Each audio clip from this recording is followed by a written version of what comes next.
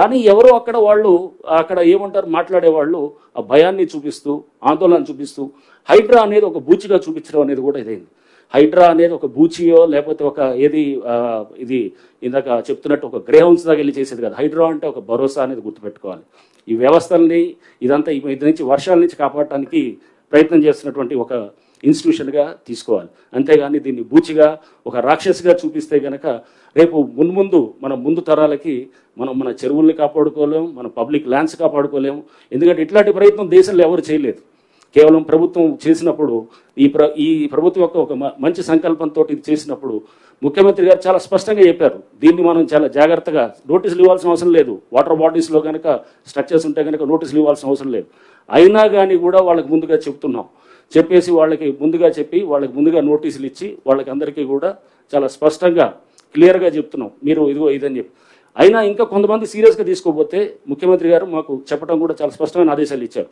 చిన్నవాళ్ళు, పేదవాళ్ళు, lower middle segment ఉంటే కనుక వాళ్ళు ఎవరికి కూడా మనకి సఫిషియెంట్ టైం ఇస్తాం. ఒకవేళ కనుక మనకి వాళ్ళు టైం ఇచ్చిన తర్వాత కూడా వాళ్ళు చేయలేదనుకోండి, ఇంకో 2 రోజులు ఇద్దాం, పోయేదేం లేదు.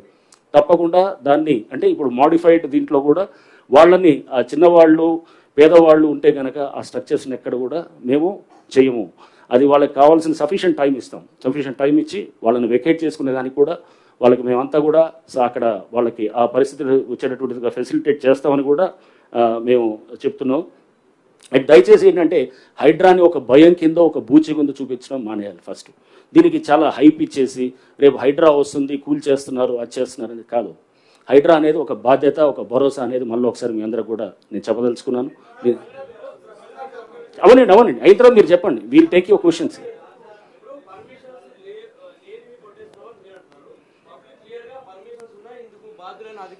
నేను అదే కదా మీకు చెప్పేది. మీకు ఇదే నేను అంటుంది, ఆ పర్మిషన్స్ ఉన్నాయని వాళ్ళు అనుకుంటున్నారు. ఆ పర్మిషన్స్ క్యాన్సిల్ అయ్యి సంవత్సరాలు అయిపోయి అది ఆల్రెడీ కేసులు అవుతున్నాయి, సస్పెన్షన్లు అయినారు, కేసులు అయిపోయినాయి, రిజిస్ట్రేషన్ కూడా ఆపించారు. ఎవరిని తప్పట్టాలి? ఆ బిల్డర్ని తప్పట్టాలి. ఆ బిల్డర్ని పట్టుకొని అడగాల్సింది పోయి, లేకపోతే డ్యూ డెలిజెన్స్ చేయకుండా మీరు వచ్చి మీరు కూలగొడుతున్నారంటే కనుక అసలు పర్మిషన్ లేని స్ట్రక్చర్ అది. రెండోది నేను ఇప్పుడు చెప్పేది అదే. ఇప్పుడు మీ అందరికీ పర్మిషన్ ఒకటి, ఇప్పుడు సర్పంచ్ తోటి గండిపేటలో సర్పంచ్ ఇచ్చారు పర్మిషన్. సర్పంచ్ అసలు పర్మిషన్స్ ఇవ్వచ్చా? లేదు కదా. పంచాయత్ సెక్రటరీ ఇవ్వాలి. అది కూడా ఇప్పుడు యాంటీ డేట్ తోటి 2009 కన్నా ముందు డేట్స్ తోటి ఇచ్చుకొని ఇది ఏ కాగితం అంటే ఆ కాగితం పర్మిషన్ అవుతుందా? అట్లాంటిది ఇది invalid illegal permission is no permission. రెండోది